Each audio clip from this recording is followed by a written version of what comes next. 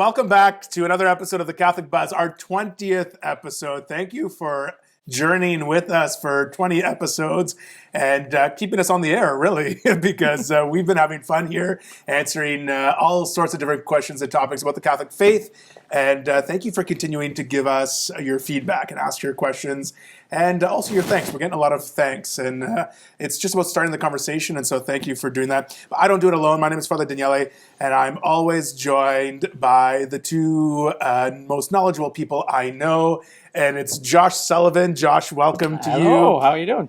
Good, how are you? I'm doing good. You've been gone for the last couple of weeks. No, I've been back now. Oh, you're back now. That's right. I mean, you're back now. I'm back now. Yeah, exactly. But You you can were see me now. Look at me. Yeah. But you were out of town. I was out of town. Yeah, this weekend I was back in town, though, because... Oh, yeah. It was last weekend. Yeah, it was last weekend. Yeah, okay. Yeah, we just haven't seen each other since then. I know. It seems so long.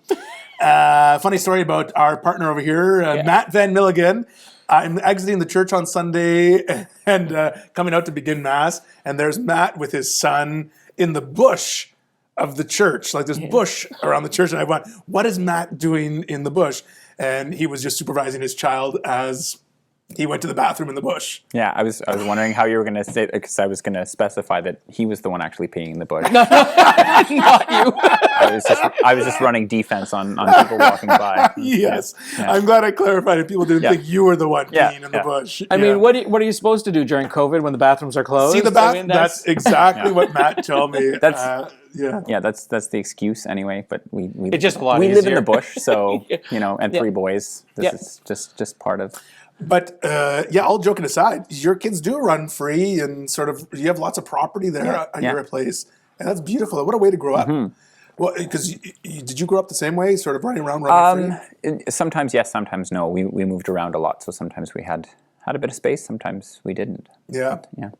You did. Yeah, you grew up. Yeah. Well, I grew up in the city until I was in about grade 8, and then we moved out to the country. And so then my teenage years, we were out in the field all the time. And right. The rule, kind of a thumb, so from the country boy, is if there is a space where you can do it privately, then you go ahead. So my boys just moving out to the country now. They have so much so space now. They asked, they're like, so can we pee in the bush, or do we have to come inside? And I'm like, well, how far are you from the house? They're like, well, if we're just outside. I was like, just outside, and I'm going to step in it? No, you can't. Yeah. But if you're out in the field and I have to yell at you, he's like, just, where no one can see you, just go and pick a tree and, I love how we started this episode talking about this topic because it can only go down from here. Yeah, I don't know. That's so funny. It is our 20th episode. Congratulations on 20 episodes. Mm-hmm. We started back in earlier during like the COVID lockdown when I think it was at the time when you could only go to your house or the grocery store. Yeah. But I think by that time, like Canadian Tire and stuff had opened. We had 5 people in a room only. Yeah, that was only allowed 5 because we had to make sure it limited our crew. Exactly, we had to limit everyone. Yeah. And that's another thing. Kevin and Dave, who work behind the camera for all 20 episodes, have been here every time. Yeah, and they put up with so much garbage from us. Eh? They really do. They really do. They have the patience and of saints. They do. They're like, let's get started, and we're like, oh, hey, what about this? Yeah. I want to talk about pee for a little bit longer. Yeah, exactly. Can we talk about Matt's kid peeing in the bush at church? So for our 20th episode, just before we go there, our 19th episode when we talked about Father Matt Hood and the validity of sacraments started a great conversation. Yep. Like everywhere I went this week, people were asking me about it and wondering. And we were like, don't worry about your sacraments if they're valid. Yeah. People are worried about this. Yeah, of course. Yeah. The people are like, how do I find out if mine is valid? Remember, the church presumes your sacraments to be valid unless there's proof otherwise, right? Don't worry about that. But it did start a great conversation. Yeah. Yeah. Our 20th episode, we've been asked to do another speed round. And that's when people send us their questions that we've collected over a long time. When was our last speed round? I think our 10th episode. Yeah, I don't think we did it for 15. Yeah, I think this is our 3rd speed round, right? Yeah. So it's been 10 episodes since our last speed round. You know the rules. Some of these questions need a more lengthy response and more attention, but we're gonna try and give a 2-minute talk. And I think we have a timer going. somewhere for 2 minutes, and maybe I'll keep an eye on the clock. You'll keep an eye on the clock. I'll make. Did you forget the bell? I did forget the You bell. forgot the bell this time.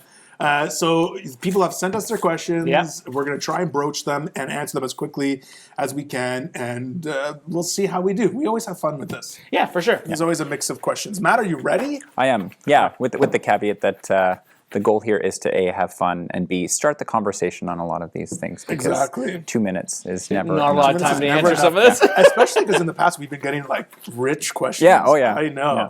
So I hope you're ready. I hope you have your coffee there. Yeah, You I'm went all for set. pee I'm well already? caffeinated. Yeah. All right.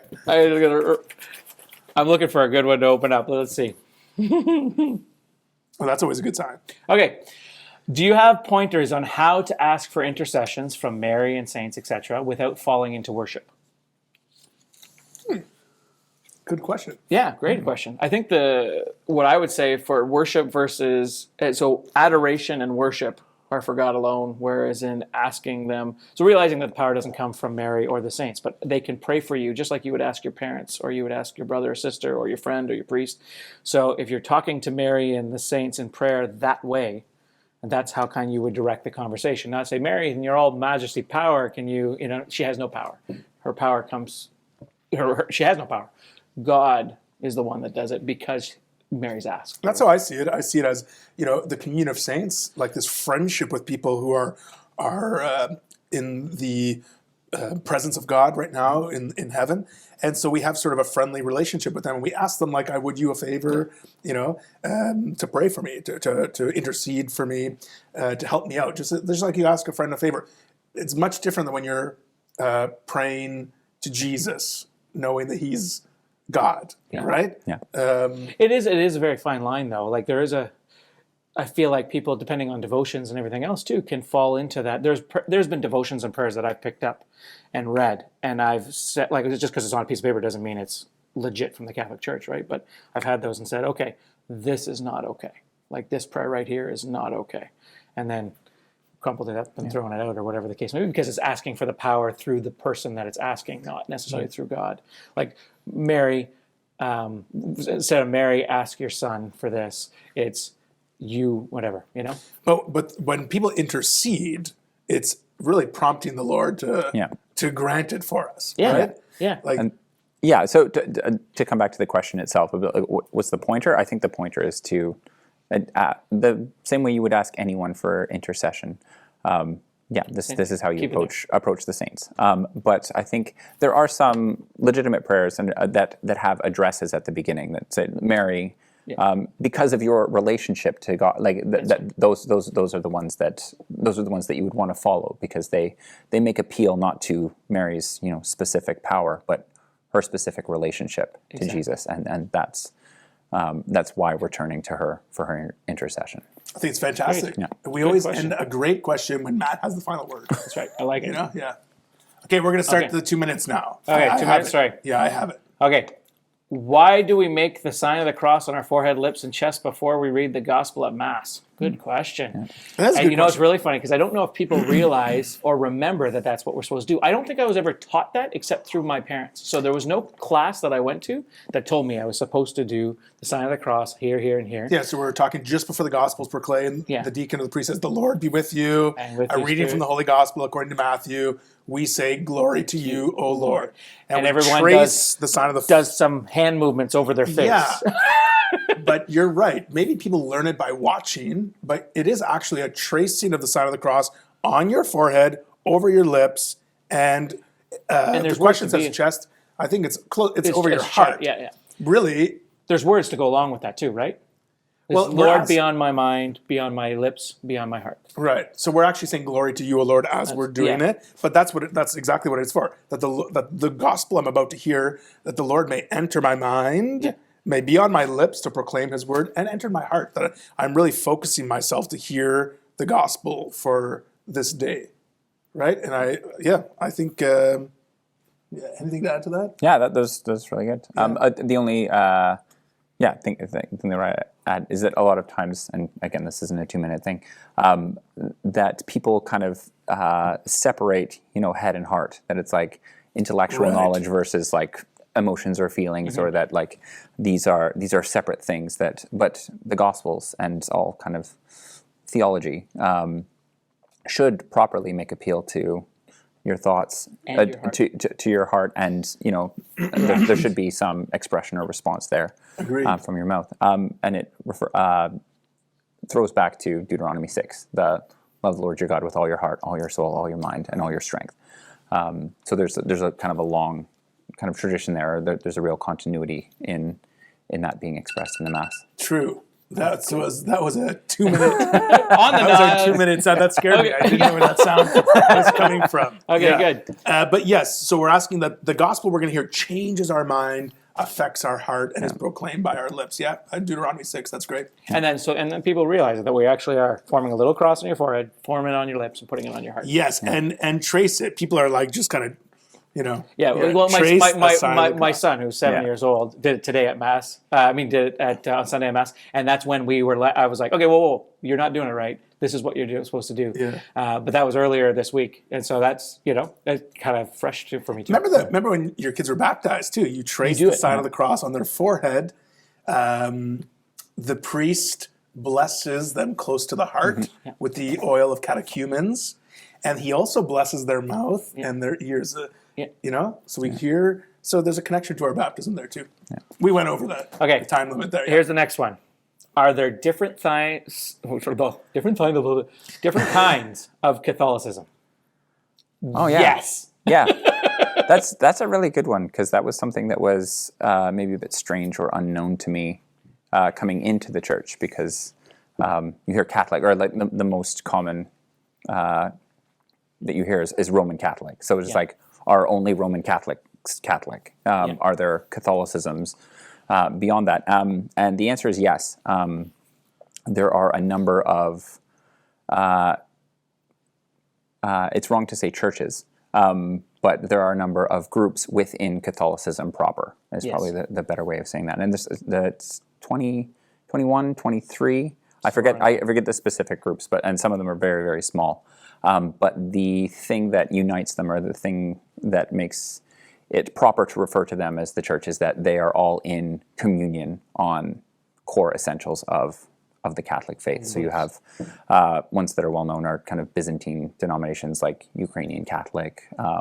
There are Coptic Catholics. The largest and most well known is Roman Catholicism. But it's important to note that they are all in communion. That they and the cool thing is that you can receive communion, or you can participate in the sacraments among all of these churches, but you would want to have a pretty clear understanding of whether or not they are in communion with the Roman Church. And beautiful traditions, I've been to some of those churches, like the Ukrainian Catholic Church, for example. You walk in them, and the beautiful icons everywhere that we don't have in our churches. But yes, we are in communion with that. What churches would you say there's confusion also, because there's Ukrainian Catholic and all these different places, different Catholic churches that we are in communion with.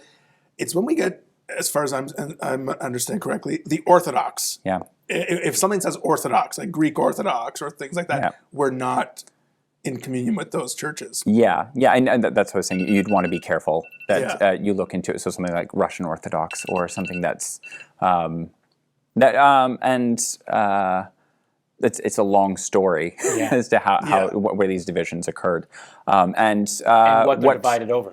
Yes, and a lot of work has been done, especially in the 20th century, to kind of make bridges back to, because the church really strives to be unified. Exactly. So that's like knowing what are the actual points of departure, what aren't they in agreement of, and if it's an essential thing, they're not in full communion. So the easiest way to win a war, if you think of it, a spiritual realm, the easiest way for the devil to win is to separate, right? Separate your enemies, divide your enemies, divide and conquer. And so let your enemies fight each other, which unfortunately there's a lot of that can go on in even just Christian denominations, right? But what's believed and what's not. Okay. All right. On that next note, question. there's actually, the next question is exactly kind of falls right into that, so we can kind of keep that conversation going. Can Catholics and Protestants worship together? It depends what you mean by worship, Yeah. I think would be my answer. Sure, Catholics and Protestants definitely can pray together. Can sing songs together, adore God together Yeah. in the form of praise and worship, let's say. Yeah, exactly. And I think it's beautiful too when there's opportunities. I know when there's opportunities that people in the Protestant faiths can come to the Catholic Church for various events or nights of worship or something like that. Yeah. I think they should take advantage of that. Yeah. You know, sometimes we can go to some of their nights of worship, but when we're celebrating the Sunday Mass, The service is the big one, right? yeah, And I think what I was told one time is like, do you go to the real thing or do you go to we're not in communion in our belief of communion of the Eucharist, and so because of that, we can't celebrate together necessarily that, right? Yeah. So the service of the Mass, their service, our Mass, two different things, and so because of that, we're not supposed to enter into communion with them in that service because we're not in communion. We don't believe the same thing. And remember, we're obliged to be at Sunday Mass every Sunday, right? Going, because like when you have visitors in town that aren't or you're visiting someone and you go with them to their Protestant church, that doesn't fulfill your Sunday obligation. No, because people have said to me before, well, I had visitors in town and so we went to their church instead. Well, that doesn't fulfill your Catholic Sunday obligation. But I think it's great when we have like things like Week of Christian Unity in January, and there's like both Catholic and Protestant churches are trying their best to plan events where they can work together, they can pray together, and I think that's important for Christians to come together and pray together is beautiful. And if it's through music, if it's through prayer, those are things that we can share and unite in. Yeah, and I think we should look for more opportunities like that as well, because I think the more we get to know each other, the more we break down barriers. Yeah.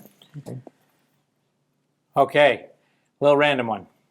I mean, it's not in the same line of what we're talking about. Is it okay to hang a rosary over the new mirror of a car, the review mirror of a car, or even wear one around your neck? Car yes, neck no. Why? Why is my question. Why do you do it?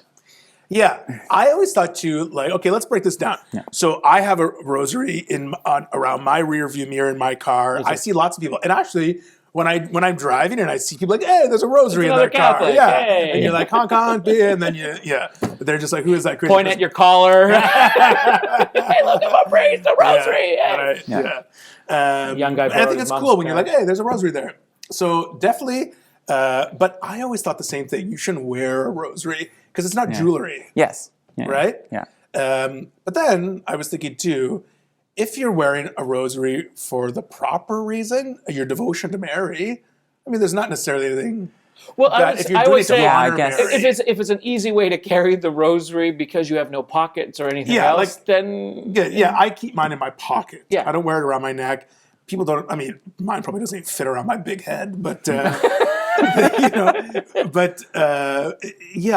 there are some people I noticed a few years ago. I don't see it anymore. People were wearing rosaries like a fashion sort of statement, And I mean, I think I would not wear it. I would put it in my pocket, even if someone's well-intentioned about why they're wearing it. I think it's the intent, right? Yeah. Yes. That'd be the like if you have a rosary on your mirror because you think that rosary being on that mirror is not going to let the car crash. Right. You're doing it as a superstition, and that gets into that like episode that we talked about later, like a couple weeks ago.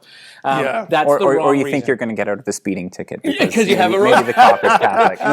But the rosary doesn't allow it. But the reason that I said like car yes, neck no is largely it comes down to intent. But if the rearview mirror is a place where that it's accessible for when you want to pray it. Yes, it's a hook. It's that's its function. Reminds you when you see it. And it often reminds me like, oh, there it is. I should say exactly my rosary today. Yeah, and also the visibility of it, like that.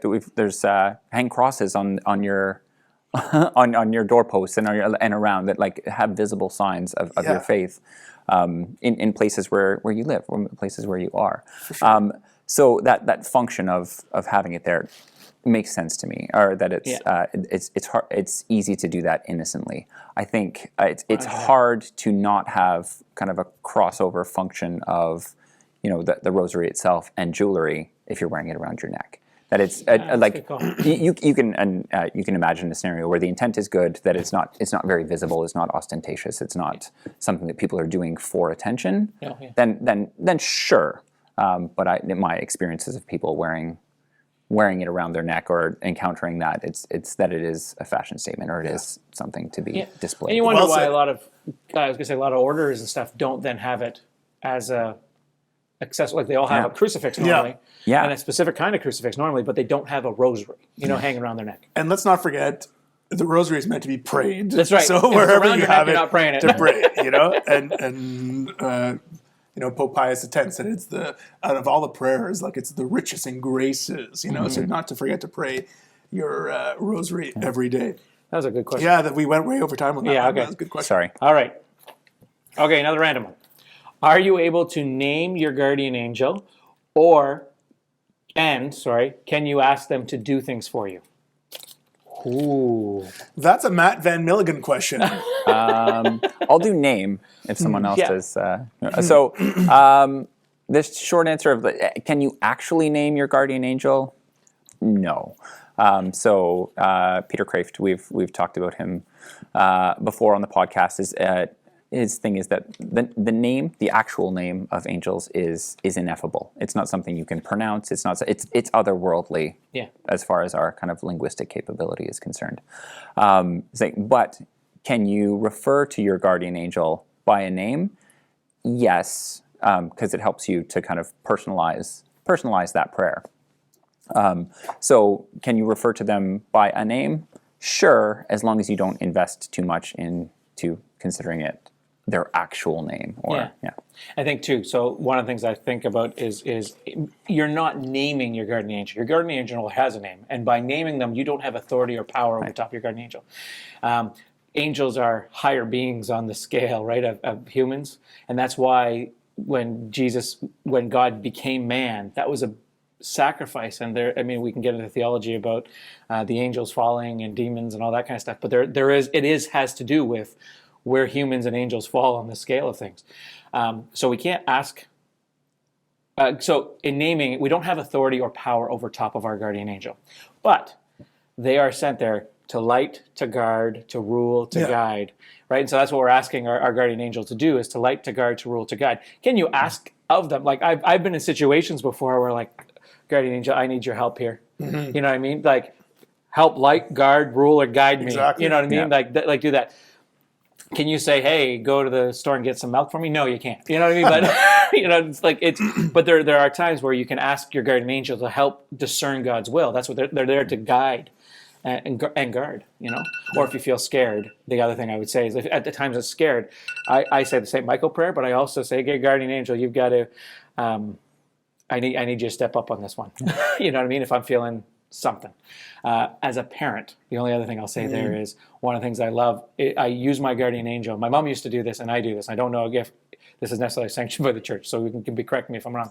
But is asking your guardian angel to speak to your children's guardian angels. Does that make sense? Just saying, hey, guardian angel, can you go and get Zachariah's guardian angel to kick him in the butt right now? Just give him a little heads up that this is what needs to happen. Like when everyone's in bed, they have like an angel meeting.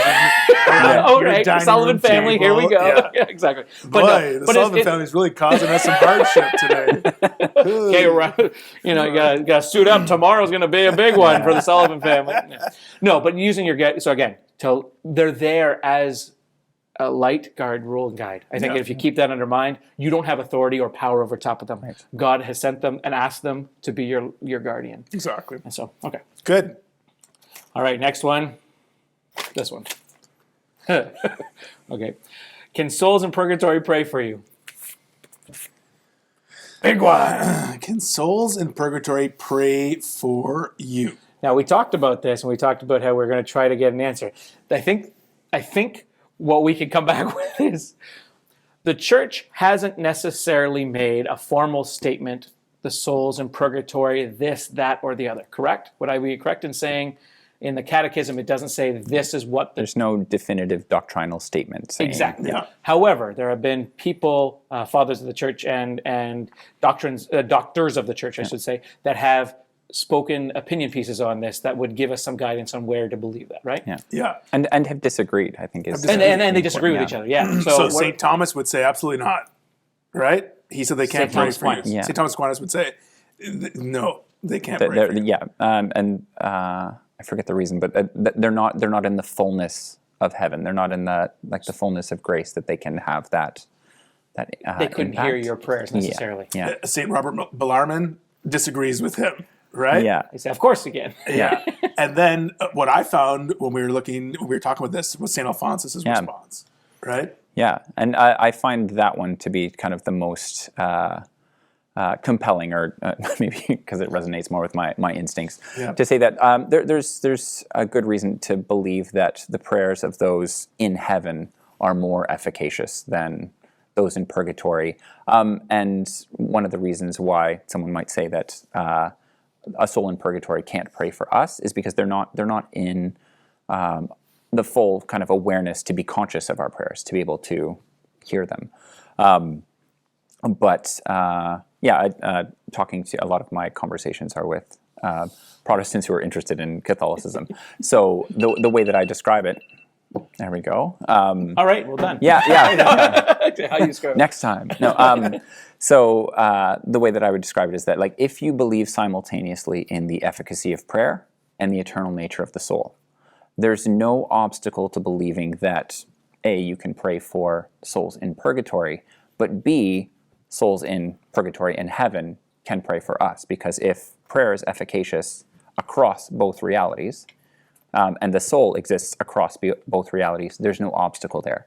So I think what St. Alphonsus says is that there may be an obstacle to souls in purgatory praying for us because they may not necessarily be conscious of our prayers, but not in their specific capacity itself. So again, because there isn't a definitive doctrinal statement, there's some wiggle room in how we can understand this. Yeah. Thanks, Matt. That's great. Be interesting to know if the church would ever make. I don't think the church could, right? Yeah. Because it is Right. outside of the scope, unless there is some kind of miracle or something like that would describe exactly. All right. What do you got? Okay. What are the qualifications to being declared a saint? What are the qualifications of... Well, you have to be a good person. Kind of got to be Catholic. So, when the church declares a saint, A couple things happen. well, Before. it's really just a definitive statement of them being in the presence of God, right? Sorry, I didn't start the timer. They are in the presence of God. So a couple things have to happen. There has to be some sort of proof that they're in the presence of God. Those come in the form of miracles, right? And how many? I believe It's two, right? I Or is it believe three? it's- Two. Yeah, Two. so we weren't talking sure. I thought it was initially 2 for beatification, Beatification. and then 1 for canonization. Exactly. So 2 for beatification, and then they await something else to happen Interesting. Okay. after that. So I thought it was just two all across. beatification means you're on the way. You become a blessed. Yeah. So you would. And become we're going to start blessed investigating. Josh. The church is going to investigate your, from my understanding, because the church spends lots of money and time investigating saints. Does that make sense? Or Well, there's potential groups Investigating that causes for it, there's yeah. groups that have that start a cause for sainthood. Yeah. Like let's say Saint we were, Josh. for you. So the local people of North Bay would start a cause Yeah. for the investigation of Josh, and they would donate to this project of investigating all these things like that, and the church would investigate. And I think when it comes to miracles, Yeah. There's a very specific process. there's a wide array of people who investigate. It's not just church officials. No, yeah. There are sort of non-religious people, doctors involved, all these things Scientists, everything. and they come to a conclusion that they can't explain Why this happened. why this happened. A lot of times it's in the form of a healing of some sort or Exactly. whatever. It doesn't always have to be that way, but one of the ones is like one of the most, I guess, well known. Yes. Is a healing For sure. Yeah. whether it be through a relic or whether it be through just the prayer intention specifically, asking the intentions of a person. Yeah. And God, and the way I think that the church sees it, if God is confirming that this person is indeed in heaven and should be declared a saint through the church, he allows a miracle to be performed. He grants, right? Does that make sense? Yep. And then the church. That's why the church goes, okay. There's no other reason this should happen. This is why. Yeah. And some, just to eliminate some confusion, I guess, like, we're all called to be saints. Yes. We might not have a statue made of us, A little medal or a novena. but saints are simply people living in heaven Yes. with the Lord. So the church canonizes some saints, right, and officially declares them. But there are many saints that are the not church declared. hasn't officially canonized, right? So I think that's a some people think the church makes saints. No.